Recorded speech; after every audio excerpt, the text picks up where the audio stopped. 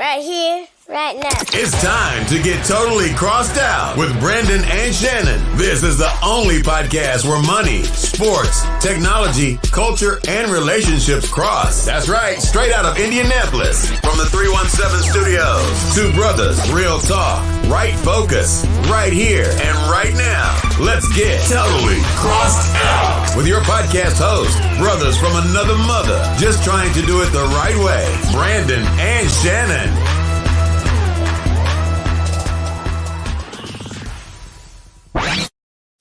Yeah, what's going on, y'all? What is going on? We are live and direct for another episode of Totally Crossed Out. Yes, sir. Yes, sir. Grady, what's good, my brother? How you living today? Man, I'm nothing but smiles, man. I'm nothing but smiles. We got some friends on the podcast today, man. This is about to be a fun time. I can feel it. No doubt, man. Episode 20. We're in episode 20, man. And we got a wonderful cast of characters here blessing the show today. For those of y'all checking out the podcast, man, we heard y'all from last week. So we said we got to run it back and add one. You know what I mean? Shannon, who we got in the building today, man? Who we have in the building today? Let the people on the audio podcast know what's going on. Yeah, we got here to the top middle. We got my man Jay in the building. What up, Jay? What's up, Jay? Hey, what's going on now? Thanks for having me back. Right on. One of our esteemed guests also, my man to my upper right, we got F. Patterson. What's up with you, homeboy? Yay. FP. That West Side. We just got done talking about that West Side connection, didn't we? Yay. Hendricks County. Hey, that was a pre-show conversation we had, y'all. Pre-show conversation. But anyway, to my lower left, we got my man Charles. What's up with you, man? How's it going? Glad to be here. What's up, Bishop? Cool. And last but not least of our esteemed guests, we got my man Jay Hash Jr. coming right back with us. What's up, man? We got to change your audio. We got to change your audio. We're going to get you in there. Go ahead and check your audio real quick, and we'll get you back in there. We got Joe Hass in the building, man. It's good to see these brothers up in here, man. We got Jay, FP, Charles. We'll get Jay Hass back in a minute, man. But here we go, man. It's the week of it's big in Indianapolis this year, wasn't it, Grady? It's big in Indy. Yeah, man. A lot going. Man, downtown was rocking, man. And because of a big event that took place, man, for all the marbles in the NCAA Division I Bowl Series or Bowl Division. That's what they call it, right? The Bowl Division. Right. So yeah, we had the championships downtown, man. That's a really big deal, man. I ain't gonna lie, man. A lot of times I overlook like a lot of things that happen like right here in our own backyard. Just kind of take it for granted. But that's out of all the cities, it was here. You know what I'm saying? That's a big deal. Yeah, it was dope, man. I mean, it's always good to see the city on with the lights on doing their thing. Had the championship going on, man. And we I didn't get to go, man, but I know we got some folk on the panel that got to make it around there, man. So go ahead and break us off, man. Fernando, I hear you was in the building, man. Is that what happened? Yeah, man. So my brother came up from Kentucky, and my son and I we all went. We got us some. It was kind of a last minute thing, man. We snuck some tickets when the Cincinnati got beat. The tickets dipped for like a day or so, and we hit them when they dipped. But it was fun, man. It was really fun. I'm an SEC dude too, so it was SEC Championship Part 2, and Georgia came with it, man. It was a big deal. So how you supporting SEC and not the Big Ten is what I'm trying to understand though right now. Yeah. Hey, I was born in the University of Kentucky Hospital, man. I was born a Wildcat fan. Don't say nothing, Charles. Yeah. We got some Louisville fans in the house. B, that's a whole nother podcast. But we got to get both of y'all to understand what's going on. But yet y'all are here though, in the state of Indiana though, somehow, some way. That's true. But the best conference in football, SEC, man. Yeah, I can't argue that, to be honest with you. Yeah. The last 18 years they won it 16 times. It's something crazy. Like, it's crazy. But did you enjoy it? What was the atmosphere like? I'm just trying to see what the atmosphere was. It like live? I mean, was it crazy or was it pretty chill? I mean, on TV, it seemed like it was pretty wild.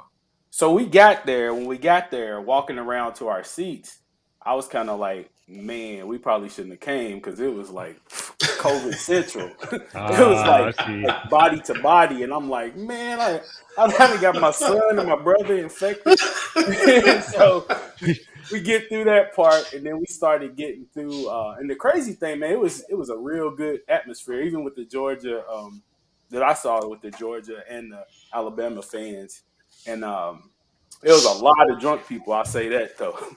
We got after the game, we got hugged several times. And my son was looking at me like, why they hugging us? And I'm just like, just keep walking, bro. It's all good. It was feeling good, all right. People, I mean, just crying tears of joy. I'm like, man. So you know something that's interesting? It just dawned on me that both teams are red and white, man. Like, could you tell a difference who was Georgia, who was Bama? So it's crazy, man. We you really couldn't because of that. But the chance, like, you know, I had never been anywhere with a chance like that. So when Alabama was doing the Roll Tide, like, it was crazy. I got like, I'm gonna give y'all a little sample if it won't mess nothing up. You did. Can y'all hear that? Oh yeah. So like, you could. Man, dude, yeah, it was crazy. Like, that was like, whoa. And then they would stop, and then the Georgia fans would go UGA, UGA, UGA, and then they would like switch off like that, and that was just like crazy. Yeah, That's cool. Yeah, I know we were looking like, I would say earlier in the week, not because we were going to go, because like you said, there's a lot of people in there, but it was like, I would say the nosebleeds was like $750 is what I saw, just kind of doing a quick check, and that's like way up there where you just basically watching TV, you know, to be in the building, which is wow. People about that college football life for sure. Yeah. Oof, man. Yeah, they was dropping cheese. I'm not sure who'd have to be playing for me to drop $500-$700 on the ticket. It'd have to be Jordan's last game type stuff for me, to be honest with you. I feel you. But now I'm glad you got to make it, man. Joe Hash, you back with us, man? Man, we got to get Joseph, man. We got to get him back. We got to get Joe in, man. What was Joe doing, man? Moving, man? But we don't hear you. He might be out there Ubering or something. What's he going, man? He was chauffeuring folks, I believe, wasn't he? Mm-hmm. He was, yeah. Back and forth to different events the whole week, I think. That's right. That's that great. Excellent experience. Yeah, we'll definitely get him back on here and get the connections fixed up because I'm eager to hear about that. Yeah. Jay, did you have a dog in the fight, man? No, I sure did. But next time. Yeah. I'm with you. Am I back in there? Oh yeah. We can hear him. We got you. All right. Yeah. I went and found my hat in the meantime. That made all the difference. That's it. That's right. The hat. Is that for y'all that can't see, Joe Jr. just showed back up with a herringbone, a big face watch, and he got a big stocking hat on. That's right. With a patch on it. Am I got that about right, Joe Jr.? You got it about right. I was trying to find my jacket and my pullover they blessed us with. So, that's right. For the volunteering, so it was super cool. Because his mic wasn't working. Yeah. What was it, Joe? What were they doing? So tell me what this whole situation was, man. You broke some of it. You said I'm driving. What is that? Yeah, so you get an opportunity so basically I've been volunteering for the Indiana Sports Corporation for several years, and you can volunteer for all kind of stuff from college championships to the corporate challenges, and so they needed more volunteers for the college football playoffs, and so I signed up to drive. You go in and you sign up for various shifts, and basically, they do a background check, driving record check, and all that, and you get approved. And so went to orientation, and they gave us our hats and our the cool part about it, man, that as you might imagine, next to the Super Bowl, this event for Indianapolis was huge, man. This was next level down from the Super Bowl, so it's been planned for the last 3-4 years or whatever it is. And it was so well organized. I was so impressed with that aspect of it. I think there was almost 2,000 volunteers for everything from courtesy drivers to, they had folks walking around downtown. Their sole job was strictly just to be information providers. They had on certain armbands where you could ask them, hey, where can I go to get a good steak? I mean, so it was so well laid out. So that was real impressive. What ended up happening, though, the shifts that I signed up for ended up being like I signed up for early morning. I signed up for late evening on Thursday, which was technically the first night. And it was a lot of airport runs, folks coming in to and from the airport, of course, just to get there. And then my shift that I had on Friday morning ended up getting canceled just because there just wasn't a lot of drivers needed for Friday morning. But what was really crazy by the time Saturday rolled around, you guys might remember, there was a straight up ice storm that rolled into town here Saturday afternoon. And so you had cars flipping and dipping all around Indy. And so the driving became, it was pretty serious driving, but overall it was a great time. I would do it again at any time we have anything, I'll sign up for it, especially if it's got anything to do with driving. Now, the one thing that I was not that impressed with, some events that you sign up for, depending upon who sponsors it, if it's BMW, Mercedes, then that's what you're going to be driving. Just like when Tiger Woods got his accident last year, it was an event sponsored by Genesis, and so that's what he was driving. But I'm not sure where all these Chryslers came in at, and if there's any Chrysler fans out there, But yeah, man. So I was got the keys to some pretty boring whips, man. So you got an expert in the house. I was pretty upset about that, man. But that was Joe Jr., y'all. Don't get mad at us. That's Joe Jr. That's him talking about Chrysler, just so you know. All day. Yeah, but the heat worked, and so I ain't got no complaints. But so, Joe, I'm curious, man, because you said you were courtesy driving. Does that mean like Uber wasn't running down there? It was only you guys. So good question. So basically, what it is it's car service for those that are connected to the event. So okay. So basically the folks that would be getting the courtesy drive would be coaches, players, those individuals that actually basically make their appointments through the football playoff committee, and then they schedule it with us as the drivers, and they let us know who we're picking up, where they're at, and they connect us. But it's just not public. It's just a courtesy for the committee, for the folks connected to the event. I see you.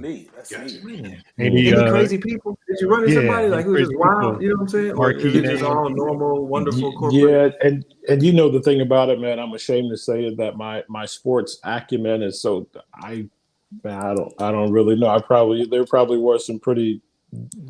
I don't know. I don't know. Nick Saban. He didn't even know. Right. I don't know names, but commercial. Yeah, if you circle back to me in May for the 500 or something, I got you. But, but unless it was Peyton Manning or Andrew Luck or something, I wouldn't know who was in the car, man. Right on. Man, speaking of Andrew Luck, man, what was going on with my man at the game, man? It was some folks that was pretty upset that he was there, man. No, it was like social media was just going out. Because he just looked like, I don't know, he looked like I think he's enjoying his retirement, but he wasn't shaving. He dropped a lot of weight. Yeah. He looked a lot thinner too. He looked like something like, I was like, whoa, what's going on with Luck? Because RG3 was standing beside him, and he looked like he was about to present a case in front of the Supreme Court. Looked like he was going to defend Luck in court. So I don't know what was going on. I didn't see it. Like Joe, like they didn't. I mean, I get it; it's volunteer, but man, how much money does this thing make? You know what I mean? Like that just kind of blows my mind. And all I got was his hat. Is that really what it was? Well, I got a real nice jacket and a pullover too. So, okay. And they had, but you know what? But really, on real talk though, part of it is too. Like we had credentials, so I could get into all the Fan Central, all the events that went on. They had raffles for the volunteers to win tickets, to win hotel stays, things like that. So there's various aspects of it, in all defense of the organization. But without the volunteers, I mean, it couldn't run. I mean, I'm not sure I say that obviously it could from a financial perspective, but I just think, there's so many other perks that come along with it that, I don't think they'll ever be short of volunteers or have to worry about paying volunteers. There'll always be folks that want to, be a part of it. So, yeah. I see what you mean. Gotcha. Yeah. Hey, but you're right though, B. I was just thinking, $500 a ticket for nosebleeds. Hey man, look here, man. I'm happy these dudes getting paid nowadays, man. But that's a whole nother show, Man, a whole nother topic. It is. I still feel a kind of way about how college sports is monetized and valued and what happens. But like you say, that's a whole nother economic conversation. Yeah. You happy with the outcome, Charles? No, and I'll tell you why, man. I am a proud rambling wreck from Georgia Tech, and so the enemy of my enemy is my friend, and so for 3 hours and 42 minutes, I was an Alabama fan, and they couldn't get it done, right? I mean, so it's one of those things. If you know how in-state rivalries can be, but if you've just never been in Georgia, it is like straight hate between UGA and Georgia Tech, and look, I'm not gonna act like it's like we already said, right? The SEC hands down is the best conference in football, and for a long time, UGA has had our number when we kind of have our annual meetups, whether it's at Bobby Dodd or in between the hedges there. But yeah, man, it's just, I'm just glad I'm not in the state, because I know them other fans are insufferable right now, and it's been. But yeah, that it is what it is. But one thing I will say though, man, and this is.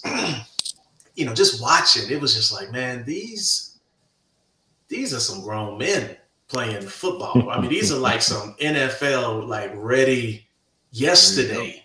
Yes. I mean, they fast, they big, they hitting. I mean, it is even within just college ball, it's a different level of just everything. And it's just like, man, these dudes are this ain't the Fritos, corn chip bowl. You know what I'm saying? These dudes was getting it in, and it was just like, yeah, these cats they ready for an NFL team. They gonna walk straight in there like, what's the workout? Yeah, this is what we've been doing. Let's get it in. Mm-hmm. Yeah. And I think the story from the Georgia's quarterback, man, like, being there and then not starting, going to a junior college, coming back, being on the scout team and then making it and winning the championship. That's pretty deep. That is a crazy story. It is pretty cool. I just see these people getting hit almost like every 2 or 3 plays. Somebody struggling to get up, man. I think about that and that whole life impact. And I get the fanfare and all that, but I still remember a conversation with my mom's when she was like, yeah, Brandon, he's not gonna play. And I was like, hey, I can't relate. I know what you mean, brother. I can relate to that. Come on, man. And I look back and my pops was like, yeah, that probably was the right decision. You know what I'm saying? As he's limping his way, you know what I'm saying? Playing in school, so like you said, and those are grown folk, you know what I mean? NFL ready. But I think the thing that gets me about that, man, like sometimes you'll see, like, especially with Alabama, you'll see half the senior team or whatever the case might be go to the NFL, but then the next year they right back like they never left, man. It's like, where do they keep getting these dudes from? Is there some kind of factory down there, man? Like, where do these dudes keep? Like, some teams that do that have to rebuild, for a year or 2 or 3, but man, they come right back that next year like they never left. Yeah, lined up. You like Jay? You could have run linebacker for somebody, Jay. No. No, not anymore. And those days are definitely over with. It's fun to think about, though. I only play football and video games, so. Long live Madden, you know what I mean? That's right. That's right. That's right. Man. What else you got, Grady? Yeah, you was talking about the whips. Joe Dream was talking about the whips, man, and you was disappointed they didn't have any bow ties, huh? Hey, for those that are listening, this man is officially a Chevy aficionado. Whips overall, but definitely Chevy. So to be driving a Chrysler was like like the Bloods going against the Crips. I mean, it was done to him. Yeah, no disrespect to Lehigh and Coca, man, but yeah, I mean, obviously they're nice rides because they're new, right? I mean, so they had a Dodge Charger, but you had some Pacificas and some. I mean, but to be fair, we're shuttling folks around, so the whole goal was, efficiency and that kind of thing, and so it just wasn't that kind of program, but the heat worked. So hey, Joe was in that fresh. Joe was in that fresh 2022 Sebring, getting it in. Man. Hey, I'm gonna rewind real quick though. When he said Pacifica, y'all started cracking up. I drove one for a while. I know you did, but to your defense, though, brother, it was a company. He was cracking up, man. When he said Pacifica, like, wait a second, I drove one for him. But it was a company vehicle, though, bro. Yeah. He's getting that boy for free. Mm-hmm. But just because you drove one doesn't mean it's not funny, though. As you know what I'm saying? That actually makes it funnier. You know what I'm saying? Hey, but look here, Grady. But if you gonna drive one, the one that you drove, brother, was fully loaded, and I mean, we had several nice trips in there, and the screens on the back of the seat. So hey, if you're gonna drive one, go all out, and I think that's the difference. Like with an event like this, I mean, you're just one step above a rental car, kind of, sort of. You know what I'm saying? So it wasn't that kind of show, but it's all good. Y'all ain't got to snap on Grady on that, man. But I will say this, Joe Jr. Like, why Chevy? Okay, my first car was wait a minute. Let me do a change, man. He got a Chevy hat on. Yeah, we gonna let you know. No, we didn't change topics, so I'm just gonna take it, man. That hat is hot, bro.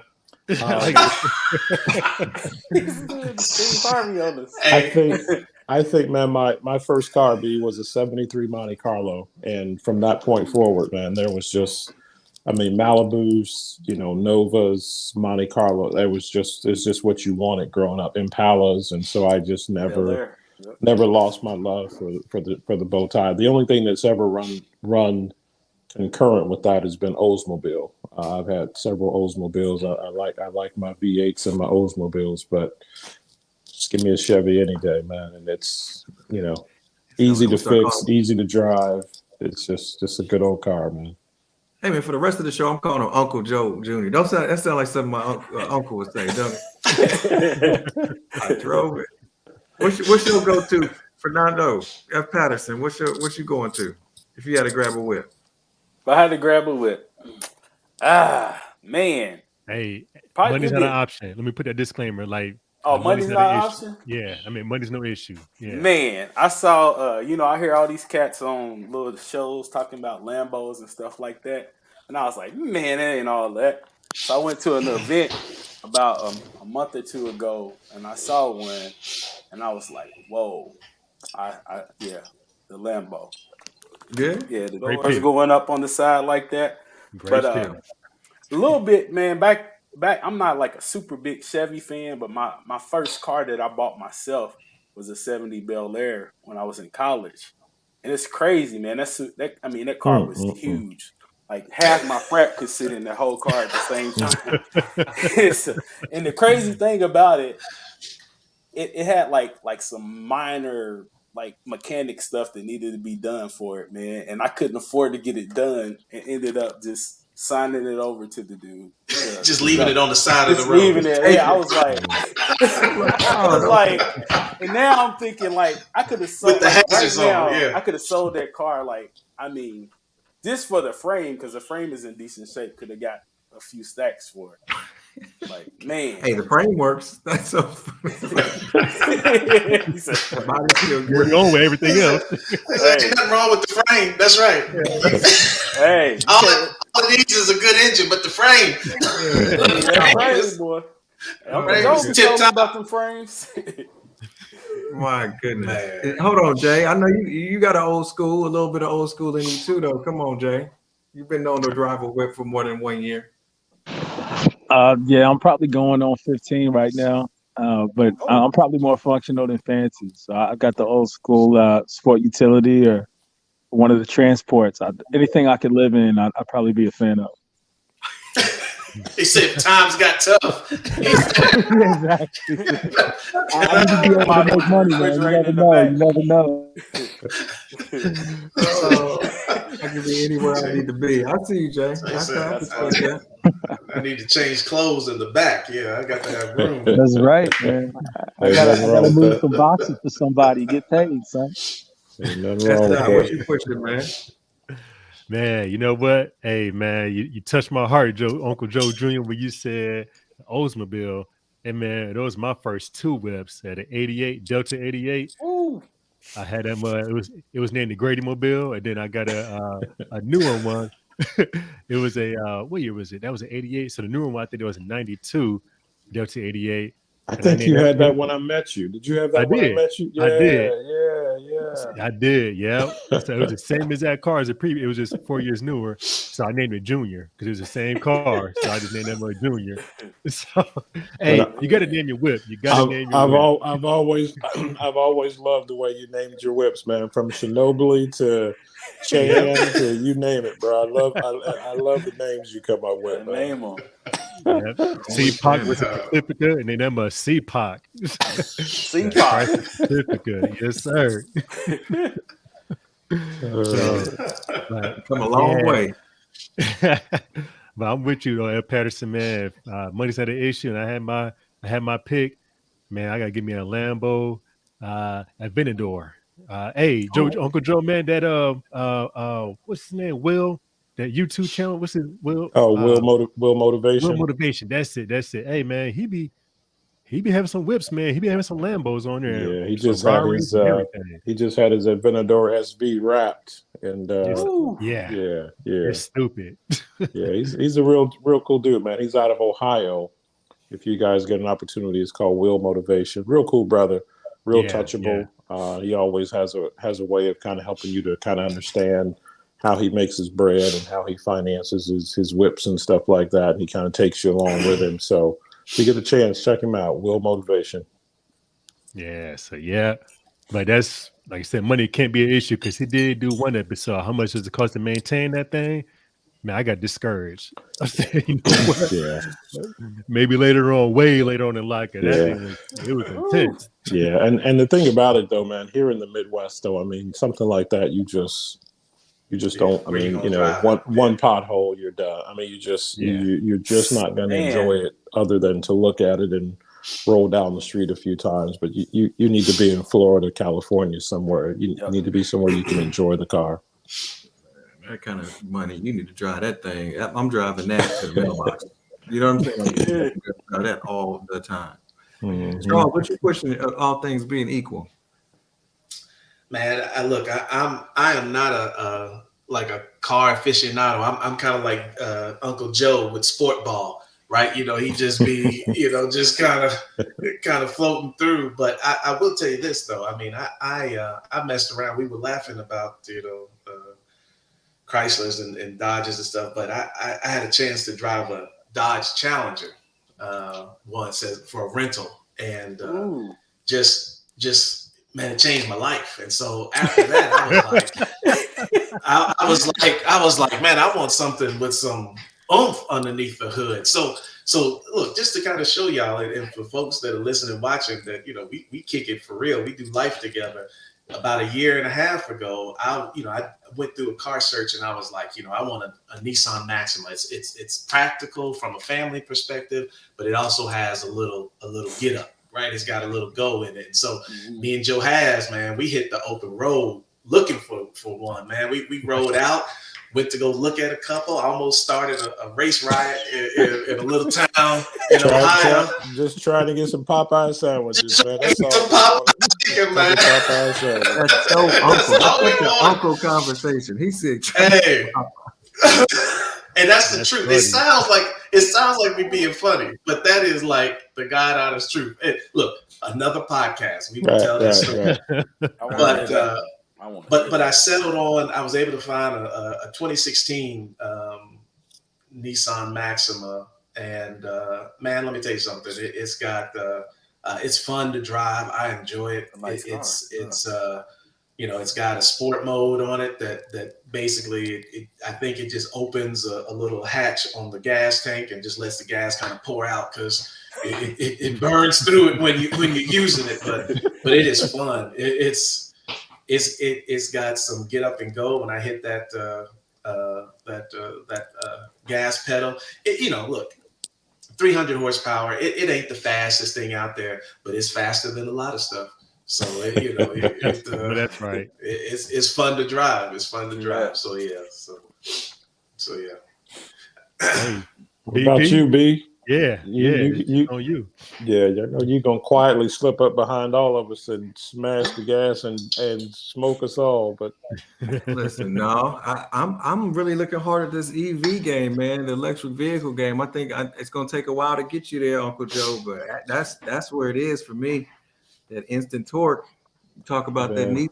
It'll get you on out there if you need to get on out there. So that's what I'd probably be eyeing, getting on that. I'm a huge Tesla fan. You know what I mean? But Elon's lost his mind with some of his pricing. So I'm just waiting for something to give. But it seems like everybody else is trying to hop in the EV game too. So I'd probably be on the EV side.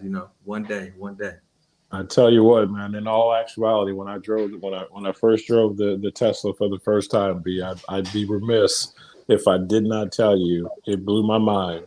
If I could get that pickup with a V8 sound, sign me up, brother. I mean, when I smashed that gas, it took me back to my old school racetrack days when you hit it, and then the crazy part is, when I took my foot off the gas, it just kind of stopped. It was like, man, this is a whole different way of driving here. Man, that's crazy. That's right. Listen, right. I'll tell you this. First of all, you can just plug some headphones, man, and you can fix that sound thing real quick.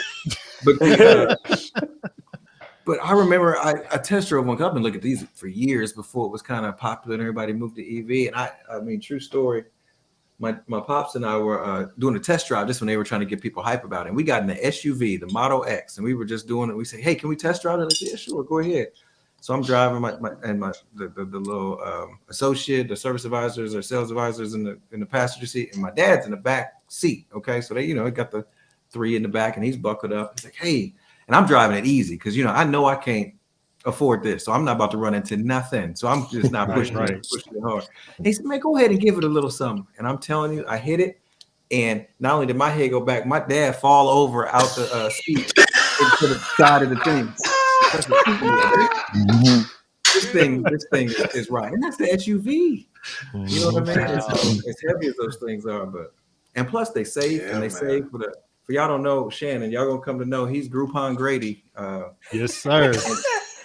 Even that dealership. And that might get like 7 to 10 times cheaper, man, just in terms of operating costs. So, for those of y'all who are into making sure you save $1 or $2 in the long, it'll save you a little bit because I'm going to that gas station every week. It's hitting my heart nowadays with these prices. So I'm just saying, I'm just saying it's nice to not have to worry about that. So Joe, come on, Uncle Joe, you're going to get there. I'm just looking for the day. One day we're going to sit down and we're going to look at the cost analysis and kind of put our spreadsheets together so you can show me that sweet spot, the break-even point when I get the rest of my money back from that upfront cost. So I want to know when that day is. That's right. What's the return? How many cycles I got to go through? That's right. Yeah. That's right. It might be when Braden's got grandchildren, but whatever that is, we'll work it out. It's gonna happen eventually. That's right. No, I'm slowly but surely getting on board. B. I was the last one to get a VCR, brother, and but once I realized you didn't have to be kind and rewind, I was hooked, man. I was like, man, I could just take this back. I don't have to rewind it. So no, we got you to the iPhone here recently, so that's I think exactly a year and a half, 2 years, and you'll be there. I'm guessing it's probably gonna be about 2025, and then we'll get you on board. Yeah. Right. When Chevy has one that looks nice, then that'll be about the time. That's my guess. Mm-hmm. It won't be long. They all gonna do it. They won't be long. Yeah. That's where it's at nowadays. Did GM commit to what 2035 or something? Mm-hmm. Total the whole fleet. Yeah. Mm-hmm. Multi-billions into investment in that space. Yeah. Hey, I know one thing I'm looking forward to when they're like fully automated driving. I know that's what's really hot nowadays because my man F. Patterson needs that because I've worked with him before. Hey, and I'm just saying, hey man, what happens? we in that full automatic driving. Bro. Hey, that's great. That's the second thing that changed my life. With Fernando. Jeez, Hey, Lord, we got mercy. there and back, man. Yeah. Safe. Hey, look here. Prior to that trip, I'll be honest. I used to think seatbelts were optional. Man, please, no. Seatbelts are a necessity. Hey, B. Suffice it to say that after a while, I was driving, and we was just like it was Fernando's car, but I was driving. That's all I need to know. They just took over my whip, man. I'm just saying, when somebody drives and they driving like this, you know, they talking to everybody in the car, you know what I'm saying? It's like, hey, dude, you might want to. and then quietly, we all got this good idea. It was like, wait a minute. You know what, Charles? We in your hometown, man. Why don't you should probably drive. They started finessing like, Charles knows where he's going. So let him drive. Hey, B, when I took them keys, I was like, okay. Nope. Grady was praying in the back. Man, Grady was hanging on to both of them handles. Hanging all over them. That's right. It was a good trip, and Fernando, thank you for supplying the ride, brother. It was a good trip. So yes, indeed. Yes, indeed. One more joke. While we joking though, on the opposite end of the spectrum,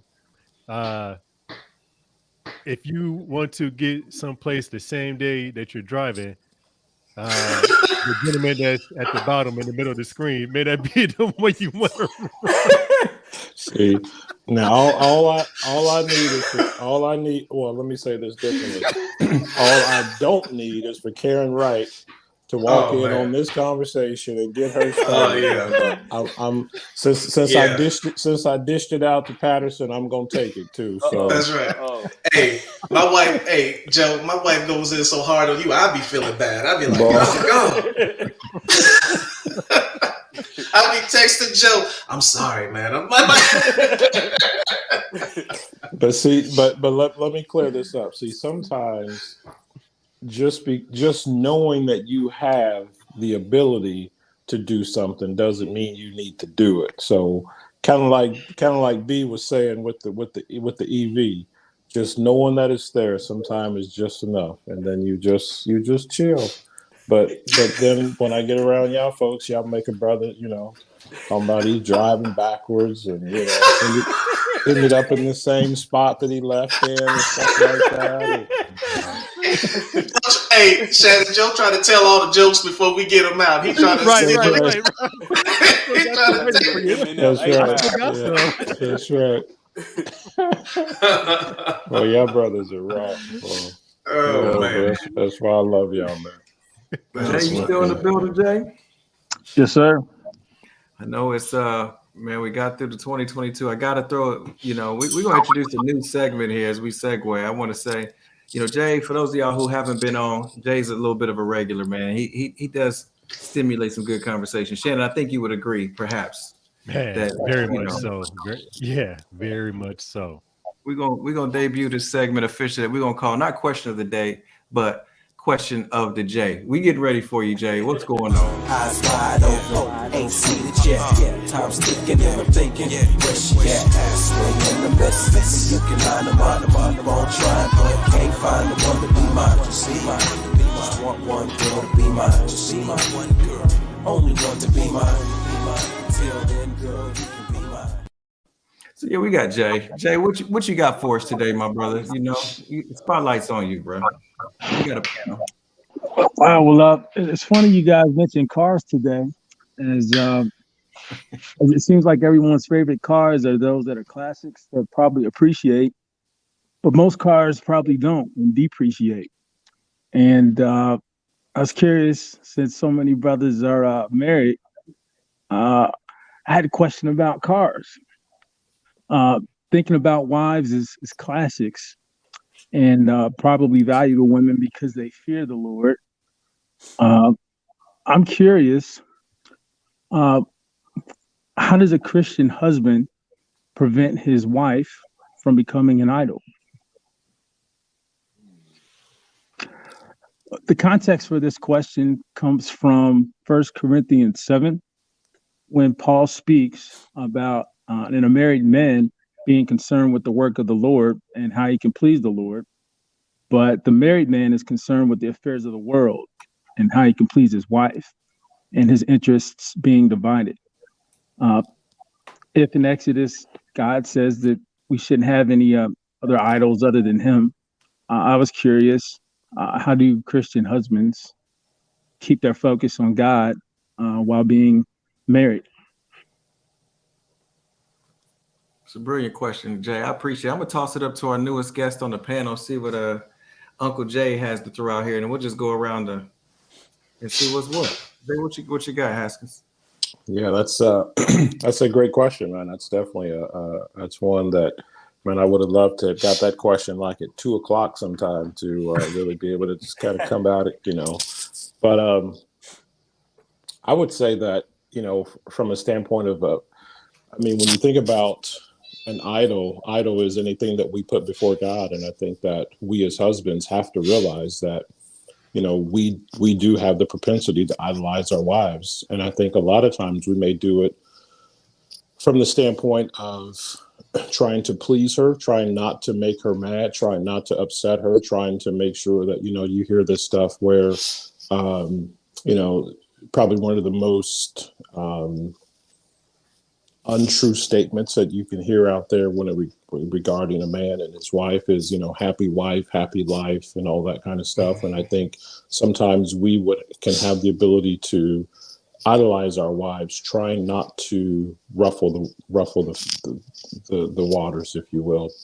But I think a husband that's truly seeking to, when you look at Ephesians 5, and truly seeking to, as we're told in Ephesians 5, where Paul tells us to love our wives as Christ loved the church, and to wash her with the word, and we're truly seeking to be that kind of husband, then sometimes the aspect of that is going to come with not necessarily admonishment, but it's going to come with, my love for her is going to cause me to, well, let me say this, my love for Christ is going to cause me to look at him more than I look at her, which may not always make her happy. There may not always be a happy wife there. If what I'm doing is pleasing to the Lord according to his word, then I that needs to be okay with me as a husband. Now, I think part of my love for her, or part of my loving her as Christ loved the church, I'm going to do this in such a way that's going to be done in love, which is hopefully going to, help her to digest it better, take it better, knowing where it's coming from. As she sees my track record as a husband and the way that I care for her and love her. So all that said, Jay, I think it's a it's a great question, because it's one that happens every day in marriage. But as a husband that's seeking to please the Lord, I need to be more concerned about pleasing him than making her happy. And of course, if I can do that, then she will have to be okay with that. Fernando, what you think? Oh man, so good stuff, Joe. I say with me, it's just it's battling a balance, and I think I'm not 100% there, but the battle with me, I can tell, if depending on how close I am with the Lord, or how much I'm reading, how much I'm doing what I should be doing on an ongoing basis, I can drift over into that, because she's there. I see her every day, and some of the things that I'm doing are glorifying the Lord. But then at sometimes it can bleed over into, okay, I'm doing too much because she's not the Lord. She's here and I'm doing this for her and I love her, but is my focus too much on her and not on him? And I see that just the balance piece with my kids too. I saw it. And I know you didn't ask this question. I'll bring it back home. But even with, I say with my relationship that I had with my mom too, and then when she passed away, it grew me up in a whole bunch of areas, because I was focusing and leaning on her too much. And then when she passed away, then that kind of opened the door. Not saying that I want my wife to pass away, but I think it's a thin line when you're doing the right thing, dipping over into the idolatry piece. I hope that makes sense. That's that. Yeah, I believe, and I'm gonna refer back to what Charles shared last week in regards to having a godly woman who is living her life for the King. And I said it because if she's striving for godliness and righteousness, she's growing in her faith, then she's going to be able to recognize if I'm making her an idol, and she'll, in a loving way say, hey, you know what, we might kind of, change some things up a little bit, because she recognizes some things that, hey, I know your first love is God. That's who you first and foremost surrender to, and who, you are to pledge your allegiance to. And obviously, yeah, you are to definitely love me, and that's part of your role. But I think having that godly wife is going to help kind of put you in check, is what I'm trying to say. And even going back to that passage that Joe Jr. said, Ephesians 5, that 25, the very next verse, to 26, part of the husband's responsibility is to wash her with the water and the word, and helping her to grow and mature, which will get her to the point where she can let you know that, hey, you know what, you're putting me way too high on a pedestal.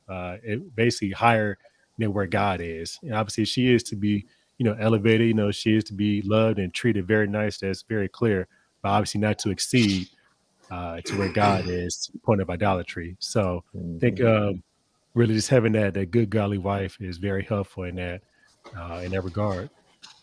It's real. Yeah. Charles? Yeah, that's I mean, everybody has said it, and that's a good question. I think that, one thing that idolatry, at the root of idolatry, is believing that you're getting something from something else that you only should be getting from God, right? And excuse me, and so sometimes, if it's excuse me, it can, if it's some kind of sense of stability and calm, or sense of self-worth and those kinds of things, it becomes this tension, because the wife being the suitable helpmate means that she was given to us as husbands in this relationship to fill a missing gap, right? It's God who says it's not good for man to be alone. So there is something definitely that we are to get from the relationship with the wife. But I think it's all about, and I think that's what all the brothers have been kind of touching on. It's about proper perspective, right? Because you think about it, right? That idolatry is extreme, kind of overt, kind of affection and love and worship for something, and specifically from our context, other than God. And that's a high bar. But then the husband, and Joe, you mentioned this in Ephesians 5, is commanded to love his wife as Christ loved the church. That's a high bar. Yes, it is. Right. And so I think that there is something there, right? I don't believe that it's kind of an either or, right? It's I either love her as Christ loved the church, or I'm doing this idolatry thing. But I think that when we talk about, idolizing our wives, it's more of an internal thing. It's more about what's inside of us as it relates to our wives. Am I gleaning something from having her on my arm, having her in my life, whatever the case may be, that I should be getting from God? And I think it really is not so much about, you take care of her, man, you idolizing your wife. Well, I don't know that that's what I'm doing. I think it depends on where my heart is, as I'm, in kind of at the root of why I'm doing these things. We know we're told to deal with our wives in an understanding way. We're told to treat them as the fragile, valuable vessel, right? That God has entrusted in our care, so to speak. And that's high, right? That's a high bar of kind of affection, attention, and intentionality towards our wives. And so I think, when you talk about idolizing, you really have to look at your heart, right? And really kind of say, okay, what's happening on the inside of my heart as it pertains to my wife? When I see her, do I see a blessing from God? Or when I see her, that's all I see is her, right? And then I think you start to kind of understand which way are you moving in your response towards your wife. Is it idolatry, or is it loving her as Christ loved the church? It's good. It's real good. Good stuff. Yeah, y'all got more. Yep. Jay, does that get what you're getting at? I don't know if you got a follow-up, my brother. I know it's rapid fire when it comes to Jay. Question of the Jay. It could be questions of the Jay. I gotta make sure you get what you get out of this. No, man, I'll give you a break on the questions, but I appreciate the insight. I was just curious to notice that at least in the garden, seems all was well when Adam was focused on the garden, but when the girl showed up, he lost focus. So I've been focused on the former, but I'm amazed at the power of Eve, and now she can distract the man from what he's supposed to be focused upon. I'll leave it at that. Man, I know it. I'm gonna throw it out there. I know Charles hit on this. For y'all who didn't check out episode 19, make sure you go back. But there is an accountability here. We got to make sure that we stay on this shared accountability thing as easy as that is. No. Come on, Jay. Come on, bro. Dance around that thing. Jay trying to put that whole thing. That's right. It's good until she put that thing on him. Where are you, Adam? Where are you, Jay? I mean, Adam. That's what he was saying. You know what I'm saying? That was the way. Jay don't see nothing wrong with Adam's answer. Hey, this the woman that you gave me. Right. Yeah. He said, I was tilling the soil till you came along and said, Look at the tree. You came along talking about it wasn't good for me to be alone. Yeah. That's right. I was good all by myself. Is that what it was? Yeah. Your question is really good. Yeah, go ahead, Charles. Yeah.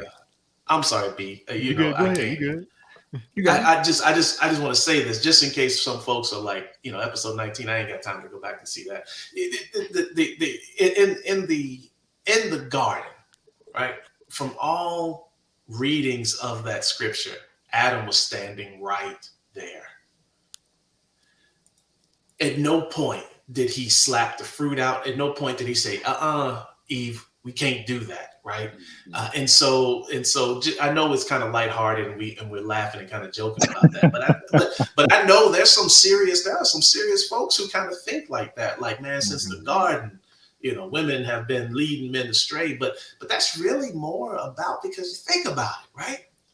Who did God give the command to? Yeah, that's right. Right? Who had been in the garden longer? Mm-hmm. It was Adam. Yeah. Adam was the one who should have been like, Eve, we don't eat from this tree. That's deep. And not only do we not eat from this tree, but we don't talk to strange characters either. Right? You know what I'm saying? You know what I'm saying? Right. This is we don't get down like this. And so there are a myriad of failures to go around. Here's something that'll break your theological imagination. What if Adam had not eaten of the fruit? Here we go. We what is this? You done grabbed a time stone and done something else. You got the gauntlet back there. You done something, right? Yeah, new reality. Boy. Yeah. But, Eve did. But if Eve took and ate and handed it to Adam, and Adam said, God said don't. Right? Granted, we don't know. But right? You know what, Charles? What's interesting about that? Excuse me. When you go back to Jay's question about idolatry, because Eve would have been less than impressed with Adam at that point. She would have got an attitude. She would have been It's just amazing what could have happened if Adam had been on his job and actually not been so concerned about that portion. Let's make it real life. I'll take it back to Jay's question. Part of the reason, if we want to get to the moment at, okay, she's going to grab it, Adam's present. If I make this present day and still want, and I'm as fallen as probably more fallen than the next man since I'm standing next to y'all brothers. But the idea of like the pressure in saying no to your wife is extreme. That's real. In many cases, when you have a heart that you want to please. And that does hit at the intersection of this idolatry thing that says, is my desire to please her greater than that in my heart to really please what he wants, either because I don't want to deal with the repercussions or the challenges or, things are sensitive now, like whatever the case may be. But that's for me, I can speak for me. That's a significant struggle. Even knowing where the account was given, to whom the accountability rests, with whom it rests, et cetera, et cetera. And so, my point is, it is a hard thing to even get in that moment. Some maybe don't care to be like, no, we ain't doing that, and off I go. You know what I mean? Like the slap out shoot. Imagine the slap out today. No, we're not eating that today. Mm-hmm. Shoot. Yeah. It's that. Yeah, you need to keep that basement open, Shannon, in case I need to come holler at you. You know what I mean? But I think that it's harder than it. I appreciate the question, but I'll go back to, if you want to do a Cliff's Note of episode 19, Charles said, look, picking right matters. Because at the end of the day, if she's truly trying to please like you are, y'all can't help but kind of grow together and understand that. Not to say there won't be turbulence on the flight, but at least you'll be like, okay, yeah, we're going in the right direction nonetheless. That's a reflection at that moment. We can go back to your Doctor Strange moment if you want, Charles, but that was where I was. Well, thinking. I think you guys are, I think you guys are talking, right kind of in the alley. I think the thing that the other thing I would point out, and this is a lesson for all of us to learn, because I've struggled with this too, right? Do I keep a happy home, or do I take this stand? Those kinds of things. And I think the lesson from the garden, and then what is repeated over and over, because it is that if we go back with our imaginations and say, man, it's hard. Adam couldn't have done that. He just was, going along to get along, whatever the case may be. What did it ultimately get him? Right? It didn't get him.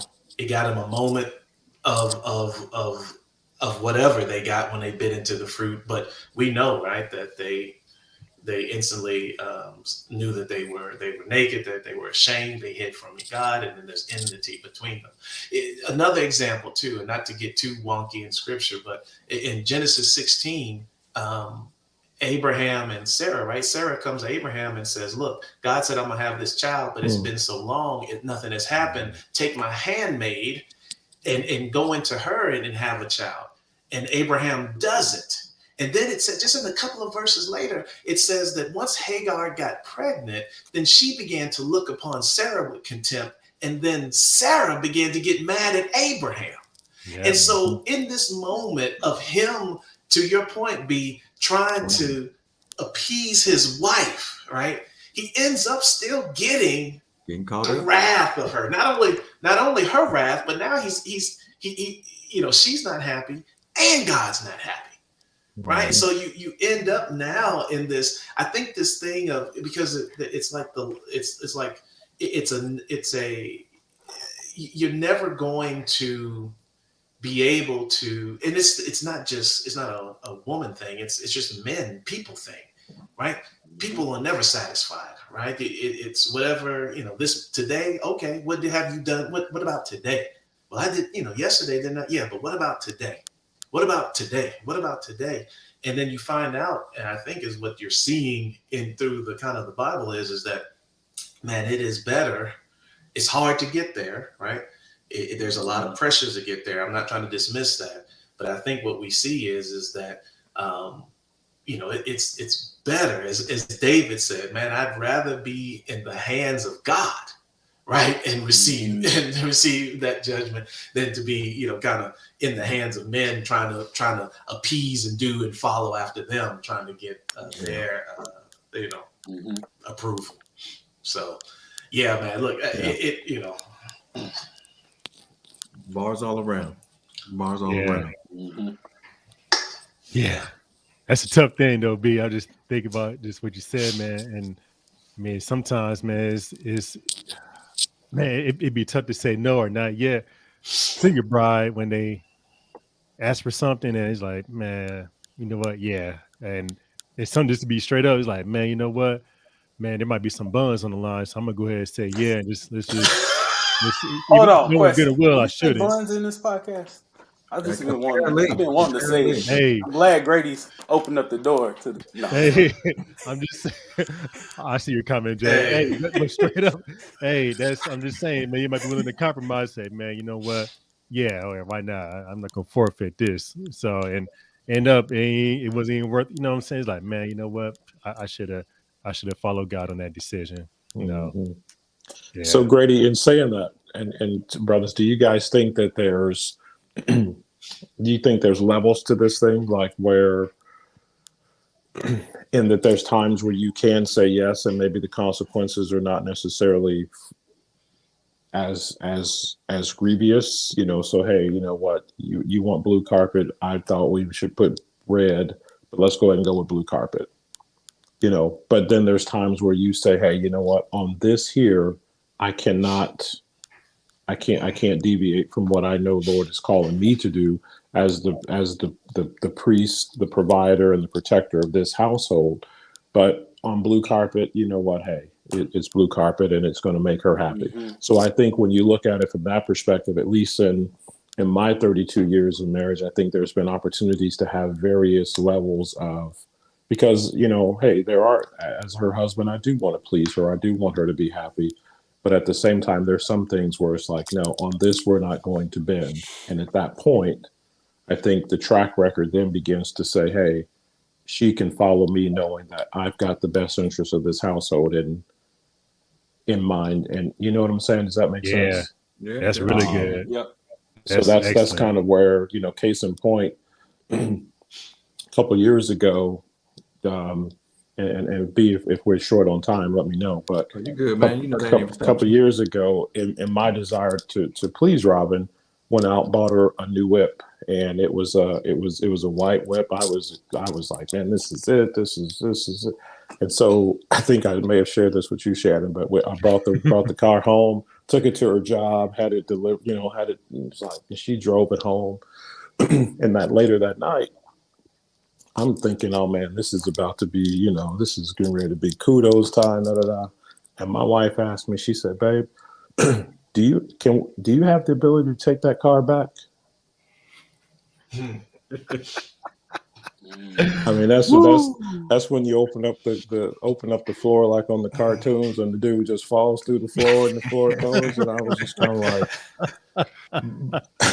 But long story short, what happened was, I ended up buying Robin the car that I wanted her to have, and she was like, babe, you know, after we had the conversation, she was basically saying, hey, you know, we're at a point in our lives where, for all the years prior to, I drove what I had to drive. I drove what basically I let you pick my rides. But at this point, I would like to pick my own car. I'd like to be a part of the process. She's like, I really don't want another white vehicle.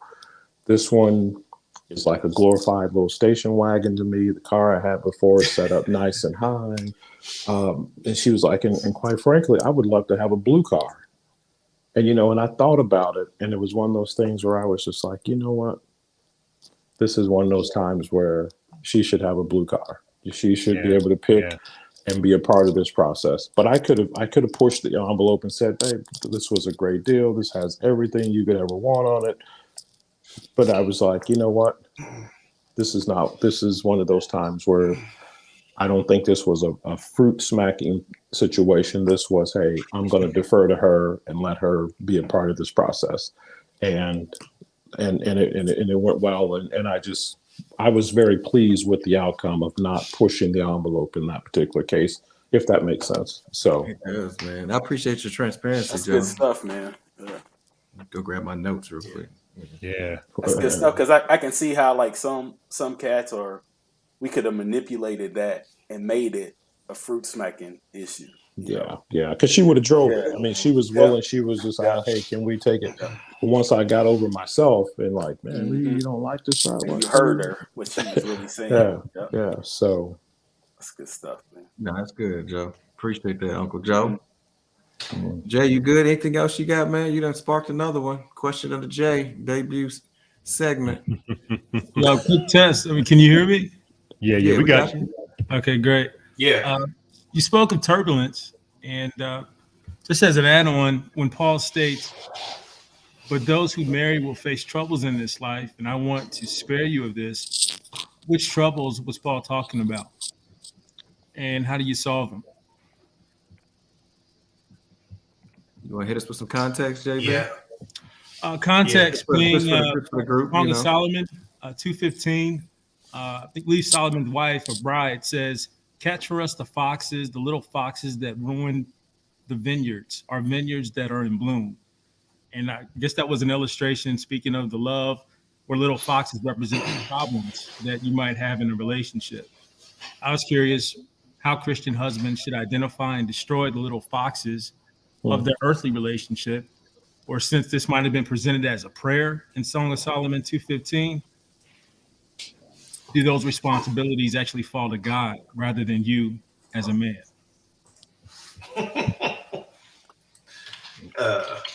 Charles, you sound like Jay, you're going. man. I know.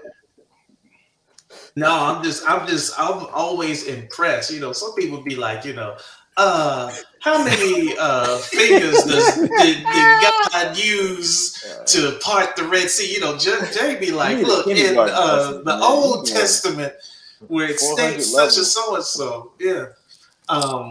So here's a couple of things, man, and I don't want to get too, like I said, yes, you do. Yes, you do. Listen, don't lie to the people, Charles. First of all, don't lie on the podcast. He got a lot of mo. But yeah, go ahead, set it up. So let me step way back and say that when we read the Bible, it is so important to understand what kind of literature you're reading, right? So the Bible. Sometimes people think the Bible, they'll be like, hey, man, this is an awesome book. But it's not a book like we think about it. It's a collection of books, so to speak. And so the Bible is less like going into, going somewhere and getting a book off a shelf. It's more like stepping into a library. And there's a historical section, there's a poetry section, there's a narrative section, there's actually an essay section of people's letters and things like that. And so when you're approaching it, you have to say, okay, what kind of text, what kind of literary genre is it that I'm reading, right? And so the Songs of Solomon are poetic a literature. That's the genre that it is. And so what that means is that it's going to be using imagery. It's going to be using metaphors. It's going to be using analogies. I mean, I think there's a place in there where it talks about, your smile is like a flock of goats. You know what I'm saying? Something crazy that doesn't even, we thinking goats. What does that even mean? But in the context and the time, right? It makes perfect sense, and it's creating these images for us. So that's the one thing. So I think sometimes you have to say, okay, what is being said here, and then what is the intent from things being descriptive versus prescriptive, right?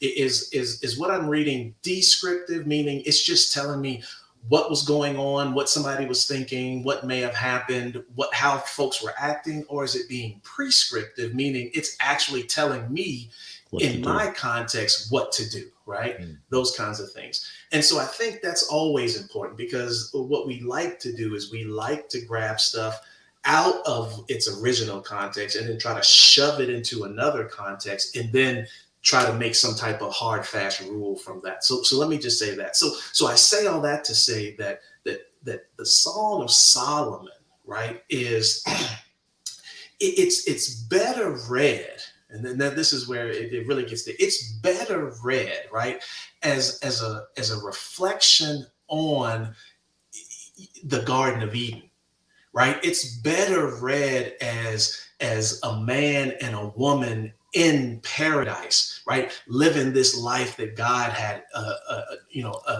intended from the very beginning. A lot of the imagery in there is Garden of Eden imagery and language, and it's giving kind of this image of, man, what it would be like if, right, we were unhindered, if all we could do was just focus on one another, those kinds of things. So I think that's the large kind of stroke of the Song of Solomon. To push it even further, though, because Jay, I think you did hit on a really, really good question that says, what about this thing about, would it be easier if you didn't get married? Paul says that, right? It would be easier if you didn't get married, that kind of stuff. And I think in certain aspects, yes, it would be. It would be easier to devote yourself to the Lord. And that's the context now. That's the context. The context isn't just, would life be easier? That's not what Paul is talking about. Paul is talking about, and even in that 1 Corinthians chapter 7, kind of the context for that are folks who are leaving their pagan religions, becoming Christians, and they've got all kinds of crazy home situations. In some cases, the husband has become a believer in Christ, but the wife hasn't, or the wife has and the husband hasn't. In some cases, they may have been temple prostitutes having sex with a bunch of people, and now all of a sudden they believe in the Lord. So they're thinking, what should we do now, right? Should we go and get married now, or should we stay? All this kind of stuff. So there's all these contexts that are feeding into it. Even when I talk about the literary genre has to be taken into consideration, even at the beginning of 1 Corinthians 7, Paul says, now concerning those things that I spoke to you about before. Well, what things? We don't 100% know, because when you're writing a letter, you're not recapping every single thing that you previously talked about. There's an assumption that the other person already gets it. So like even when me and Joe were telling that story about the Popeyes chicken, there's a whole story and context behind that everybody else listening is like, wait a minute, they started a race ride on Popeyes chicken. Now we know what we're talking about and what it means, but the people reading from the outside would be like, man, we must not, don't eat at Popeyes chicken because they racist. No, that, so there's a whole context to that you wouldn't understand. And so you have to kind of get all that's kind of around and behind to then be able to pull from that and say, what's the application, right? And what you may find out, here's the interesting thing, and this may rub some people the wrong way, but once you do the heavy lifting to understand the context, you may actually find out, oh, there is no actual application to me kind of in my present context, but there may be a principle, right?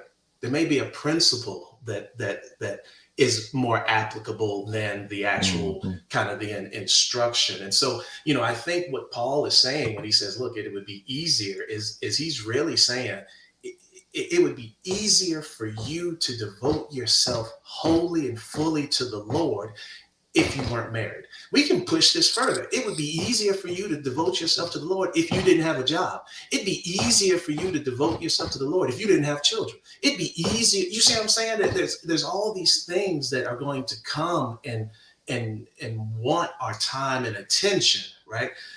And it really becomes, look, if you are in a state, and I think that's what Paul is saying, where you can devote yourself wholly to the Lord, do that.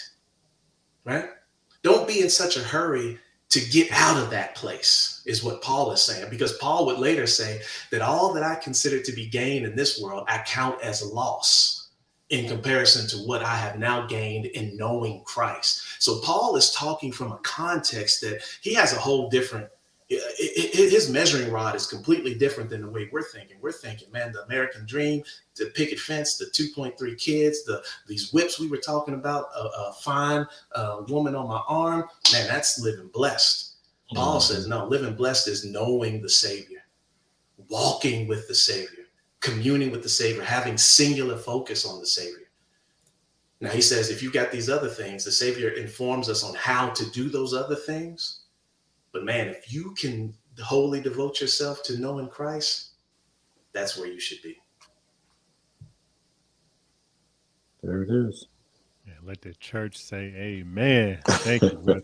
Word So up. you saying we don't need to really break down what the foxes were all about? Is that what you're basically saying, Charles? Is that where we gonna land the ship on? Yeah, No, yeah. that's good. That's good. That's What good I'm stuff. saying is chasing what the foxes mean is chasing foxes. Which all these and no implication on going outside after the podcast to go run around and do nothing. No, it's good stuff. Yeah. Good stuff, Charles. It's funny how it all comes back to obedience and Christ is Lord, and are you going after that as number one at the end of the day? Yeah. Man, good stuff. You never know where this thing's gonna go, especially with questions of the J. That's all I'm saying. Right, So Jay, we right. appreciate you for blessing us Jay. with the runaround. Jay And Charles, coming we with us, appreciate yeah. the sermon that, brother. We appreciate the sermon that. Yeah, I got to tone it down. I be talking. No, too much. it's, hey man, No, it's no, bars. good. It's 3 points to shut up. Learn something new every time, man. Thanks a lot. Man, S. Dot. Speaking of which, we still got one more segment to hit. What we got, Grady? Yes, sir. Yes, sir. We're going to wrap this on up with the scripture of the day. We're going to come out of the book of Revelation 21, verse 5. And we hit on the previous verse before on episode 17. Episode 17, I'm sorry. It was a Juneteenth Father's Day edition. Feel free to go back in the archives. So we hit on verse 4, where it talks about he's going to wipe away every tear and all of that. So verse 5, and thought this might be something that we can kind of have a little fun with. As you can see, it says, behold, I'm sorry, he who was seated on the throne said, behold, I'm making all things new. And with this being a new year, right? We're about 12 days or so into it, this being a new year.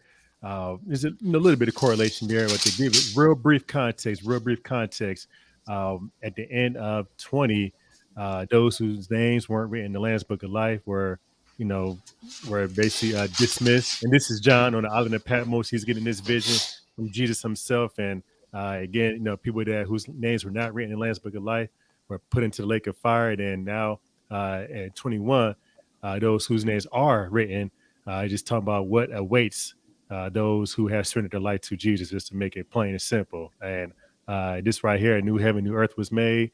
And this is just beautiful. So that's a real quick 20-second kind of summary. But here it says, behold, I'm making all things new. And this really touched me a few ways, and really looking forward to going around the horn. One is, these past 2 years have been really challenging, and it really caused us to change your perspective a lot. I mean, it really makes you change your perspective on, man, is this it? I mean, is this it in life? And when reading this, when you look at this, now I get so much hope and excitement. I mean, all this struggle that we're experiencing.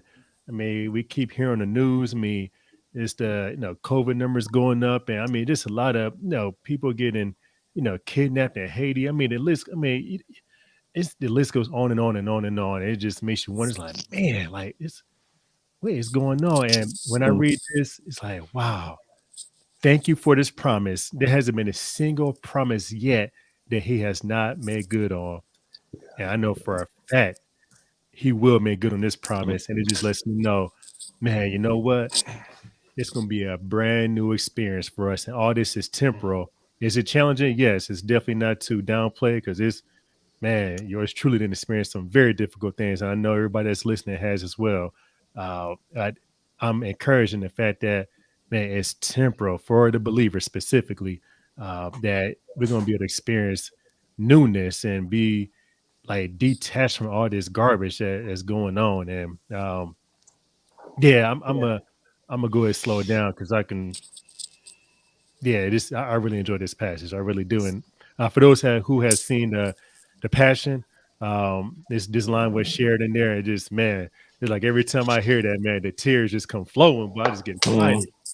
So anyway, I'm done. Let me pass the horn, go around, man. Who wants to go ahead and step up? Fernando, what you got, bro? Man, hey, come back to me, man. I gotta chew on this for a little bit. Okay. Uncle Joe with the Pacer hat on. Man, what I find interesting about this, is just from a standpoint of timeliness, man, if, from a standpoint of what we've been getting at Solid Word for the past 2 weeks with Pastor Costin, just talking about out of Matthew, talking about, our focus and whether or not our focus is eternal. And one of the things that struck me either the week after for New Year's or just this last week, but just when you think about living this life, living for this life only is ultimately a loss in the end. And one of the things that Costin had mentioned was the fact that, even if I accomplish and get everything that you want in this life, it's for naught if it has no eternal focus, and it goes back to a scripture that's very familiar, when you think about what does it profit a man to gain the whole world and lose his soul at the end. And it just struck me that, man, as we've talked about, man, if money was no object, they could buy any car you want, you got houses. I read something today where it was trying to break down the incomprehensibility of Jeff Bezos' worth. And it's just like, you can't even fathom how rich this man is in terms of dollars and cents in this world. But if this man dies without knowing the Lord, it's all for naught. It means nothing without an eternal focus. And one might say, oh, that's easy to say, if you had his money, you wouldn't be saying that.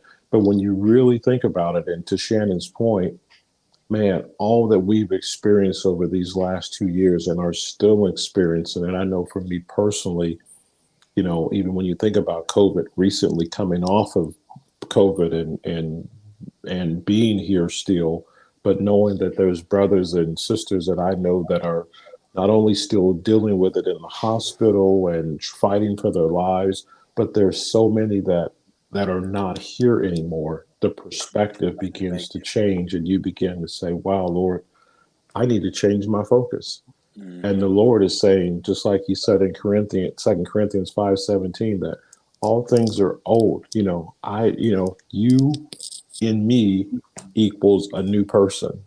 All that other stuff is old and passed away. So when I think about that, my perspective in life, man, I've just found is really beginning to change.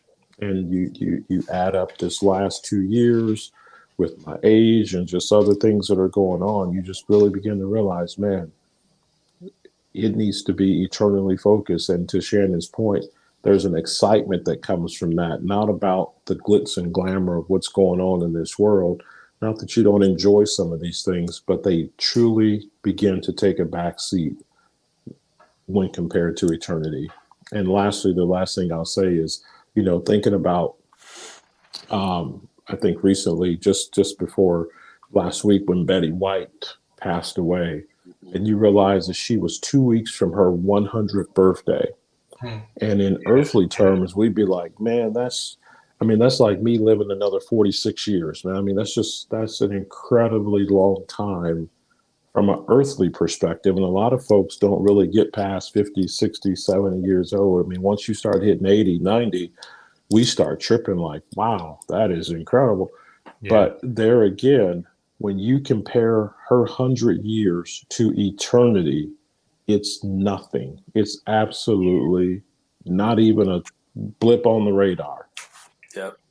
And that begins to really tell you, man, no matter what happens in this life, man, it's just a blip on the radar. So if I have that eternal focus, that's where the excitement comes from, because everything else it's not lasting that long. Even though it may seem like it's not lasting long. Even if it's 100 years, it's not long.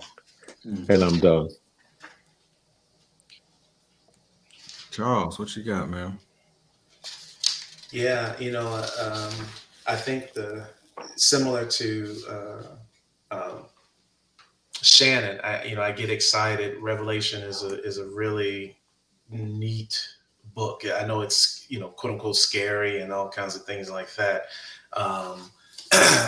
But I think that there's a couple of things that I think are really encouraging. One, and he who was seated on the throne, right? Right there is the authority, the credibility, the just sovereignty to even make the statement, right? This isn't just someone saying, man, we hope that all things are going to be made new, but he who was seated on the throne says, behold, I'm making all things new. And I am going to get a little bit of nerdy here because that's what I was just looking up to be sure. But in the original Greek, right, this verb is present active. So it translates, behold, I make all things new. Right. So right. And so it's to me, it's a little bit different. It's not like it's like one is wrong, one is right, but I think it sounds different to me because I am making all things new sounds like it's somewhere off in the future. But behold, I make all things new. It really fits in line with John's gospel, and this is an extension of John's writing because John deals with the already not yet a lot. He talks in terms of things we already have in Christ, but it's just not fully realized, right? And when I think about it like that I already am made new in Christ. I'm not the end result of the new making, so to speak, that I will be. But the moment, that's what John says, the moment you accept Christ, man, I'm living my eternal life now. I'm living in my eternal life. Death will just be a transition. But I have started. The moment I accepted Christ, the moment anyone accepted Christ, they began living their eternal life. And the process of being made new has begun. The last thing I'll say, just to bring it all full circle, if you continue reading after this chapter, because this is the new heaven and the new earth, in the next chapter after this, John goes on to say, and I saw a river, and on either side of the river was the tree of life. So this thing is going full circle, all the way back, right, to the very beginning. And what we see, this is another podcast, but what we see in Jesus is where the humans, and y'all may hear me say this I'm about to preach in February. You'll hear me say this again, but where humans failed in the garden, Jesus passed the test in his garden, right? And is the reason why now all things are being reset. Why everything now can go back to what God originally intended, because he was the one who didn't partake of the tree, so to speak, right? He is the one who didn't reach out and grab hold of what he thought was right, but trusted and believed in God. So yeah, I'm with you, Shannon. There's a lot of good stuff in here. And especially in light of the things that you face, to know that yet and still God is making us new through Jesus Christ, even in light of everything that we see around us. Mm-hmm. Fernando. Yeah, man. It just puts just kind of putting you were talking to me earlier about, going to the game Monday night and seeing the excitement on like 80,000 people, and the emotion that they were putting into a game of people that didn't die for them, And I'm like, man, this much emotion, and you could you could feel it. Like, and I didn't really have a dog in the fight, but it was like, wow, am I knowing the truth and knowing this hope and knowing this new thing, like Charles was talking about, it's already started. That's basically from the point of salvation, even though we haven't been glorified, it's promised it's going to happen. Am I looking at it like that every day? Or am I, losing my gaze and looking at other stuff here that's in even with the pleasing your wife thing? It's like, okay, this is a simple yes, because I can deal with her one-on-one. I can deal with God later on, I mean, that's the way I'm saying. I think, are we think in our minds like I can give this yes and deal with him later, Yeah. That's real. but just kind of just pulling all of that in and like, man, what it's really about. Because I saw people, like I told you, I saw a Georgia fan. They won the game. This is a dude, a grown man, was crying like a baby because he was so emotional that Georgia won. You know, and I'm like, I know, like eternity. I know I'm going. You know, I'm going, and am I showing that or giving that to others that don't have it, or do they see it in me? You know, that's how it hit me, man. That's deep. Man, that's real, y'all. Jay, you got anything on this, my brother? You know, admittedly, I don't know much about Revelation, so I'm gonna defer to the professionals on this one. I'll leave it at that. Ain't no professionals. You in the club? Hey, it's all good. Cool, man. It hits you as it hits you. You got your own segment and video, man. Word up. Yeah, you legit. That's right. Word up. Well, no, frankly, for context, the only context I know of anything being new was with respect to Ecclesiastes and saying how a lot of things, nothing new under the sun. I think that's probably just limited to this world, not anything about the new world beyond it. So obviously, I need to focus more, learn more about Revelation, and go from there. But ultimately, at least the thing that I got of it for this year, not so much resolutions, but just trying to focus on gladness of heart. Ecclesiastes is probably one of my favorite books of the Bible, but Ecclesiastes 5, 19 and 20, it speaks of God. When God gives someone wealth and possessions and the ability to enjoy them, to accept their lot, to be happy in their toil, this is a gift from God. They seldom reflect on the days of their life because God keeps them occupied with gladness of heart. Now, I don't know if Solomon was depressed when he wrote this, but I always thought that was sort of a good message. And I'm really focused on trying to be glad for the few days I have on this earth. And that's all I got. That's real, man. Good stuff. Good stuff. Good stuff. Jay, to hear you talk about that, this idea of, everything's meaningless, nothing new under the sun, but it's because of this. Like at the end of the day, none of that stuff matters. What we were looking at on this picture is what matters, man. I appreciate all y'all intel on this. The thing that jumps out to me is like shortly hereafter. I mean, you looking, it's kind of cool because it's like, it's a promise. It's a done deal. Like all this is done. I mean, yes, sir. Charles mentioned like, hey, he's on the throne, so that's enough authority. He says I'm doing it, and then he says, hey man, and write it down. You know what I mean? And right. Take that thing, right. Earlier, it was like bind it on your neck. Now he's like, go write it. I'm like, man, I need to give me a pen somewhere and go sit down. And it's really powerful. That despite all the stuff I've done, who I am, what's going on around, external or internally caused, man, I'll make it personal. I'm in that book. He's transformed me. I'm getting to that end, and he's going to go ahead and pull me across the finish line. So it is, Shannon, I'm glad you brought this one, man. It does encourage me even this evening, man. So it's just amazing going back to scriptures and just seeing what is it, how does that move you today?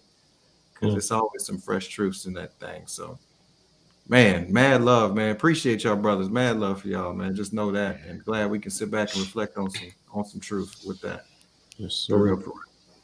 Yeah, thank y'all for the input, and we hope that those that are listening, that you can see we try to talk about normal, everyday things and have some fun and joke, and at the same time, realize that man, there's this amazing book, as Charles just shared, that has a lot of content that can really just be a blessing to our lives if we just seek him out and help us understand it and read it, and it can completely change us, and he wants it to change us. So. Yeah, just thank you for tuning in for real. And man, those promises are, I'm excited, man. I'm hyped. Well, let's hey, Greg. And in verse 6, man, he says, then he said to me, it is done. Like, I'm like, okay, don't even talk about it. Like, I don't know. I'm hyped. You got me. I'm supposed to be going to bed in a minute, man. Hey, it is done, cuz. Look at that. Yeah. Let's go, man. Yeah. Right. Hey. I'm gonna go to work tomorrow and be like, I make things. I can't say I can't make them new, but I'm gonna use that statement. I make things. It's done. Drop the mic. Man, it's all. Man, listen, we done gone. For y'all, thank y'all for hanging in here with us, man. It's been a pleasure, man. Time flies when you're having fun, and clearly when you're learning something too. So I appreciate that. Jay, question to Jay. Appreciate you, FP, man. You and the Beats headphones, man. We appreciate you. Jay Has with the big face, man. My man. I'm talking about the big face watch, man. That's what I'm Joe talking in about. the house. Good to have you, bro. Wardrobe changes. Man, That's right. That's right. And Charles, it's always a pleasure, man, when you bless us, man. Grady, my partner in crime, man. You know it's love, brother. Man, come Tell on. them where to find us, man. Let them know where to catch us. Where can they catch us at? Yeah, y'all jump on every podcast site that you can get a hold of, man. We on there.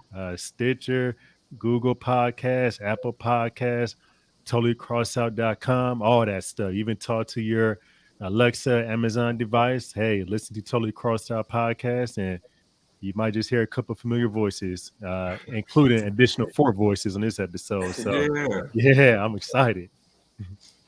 That is love, man. For the homie S. For the panel, who we hope to get back on here. Who knows? Maybe even next week. We appreciate y'all, and we're going to catch y'all the next time. Peace. Thank you, brothers. Appreciate y'all. Today, go chase them clouds away. We've got no time to wait. It's a new day, it's a new day. Strive to find within you peace of mind, and you'll have wings to fly. It's a brand new day. We on a mission before, during, and after the entire song. Disregard the attacks when they be lying, home. Just a little more traction. Firestone, breastplate of righteousness. Fam, you should try it on. And when the drama come, I hope they ask why it's so. My M.O. raise the sword high like lion. Man, that track, boy. Is that SOC? I love that. that? I love that flow, man. I love it.